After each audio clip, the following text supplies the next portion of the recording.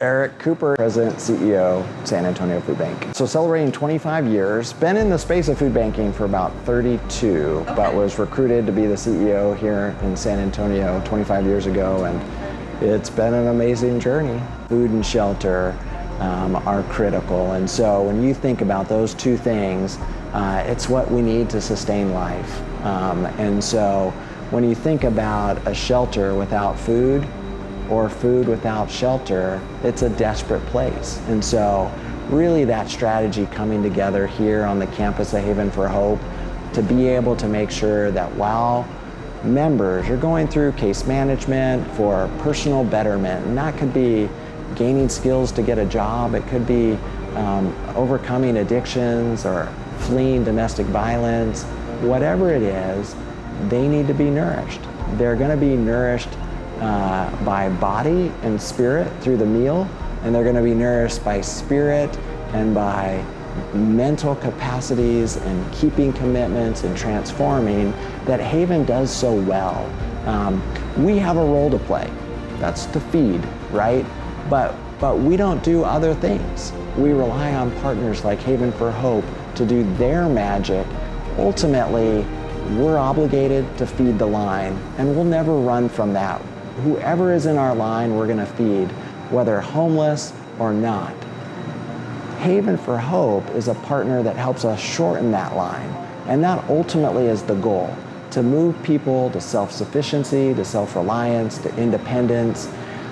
Sometimes someone might transform from an emergency shelter into transitional shelter and still need the support of the food bank. They might move into more permanent supportive housing and still need the support of the food bank. Our vision for our community is a time when people have the resources they need to provide for themselves, but it's going to take other people leaning in. Our whole city, our state, our nation needs to do its part, right?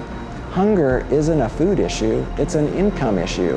And I would suggest it's similar for housing. When someone loses a job, they're at risk of becoming homeless. Income is the biggest driver when it comes to the quality of nutrition someone receives. Proximity or geography is the next biggest challenge. Where you live, do you have access to good food? Do you live in a food desert, rural, urban? Education's the next. When you think about, I might have access to food, but I don't know how to cook it, prepare it.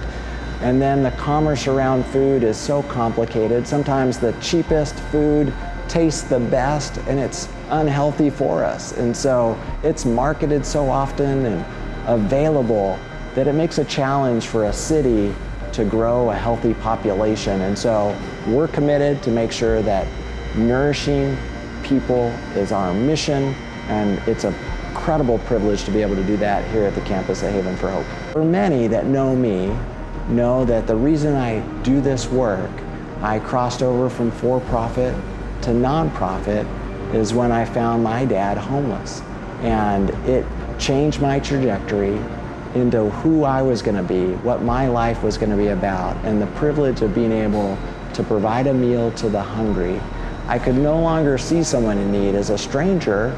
I saw him as my dad. And so when I think of the work that the San Antonio Food Bank does here in this kitchen at Haven for Hope, I can't help but think of my dad, who was nourished because a woman that had a catering business drove the streets in Portland and made sure that her leftover food got eaten by those that were unhoused.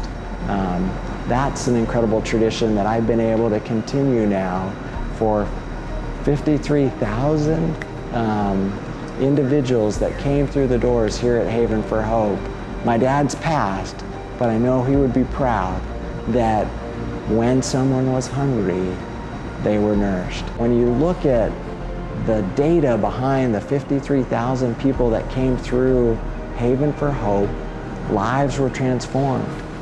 I mean, it's hard for me now to go out to eat at a restaurant where an executive chef doesn't come to me and say, hey, I went through your program, you know, I'm one of your graduates, my life changed, you know, and it's those kind of strategic investments that transform lives, and that's what we're doing here at Haven for Hope.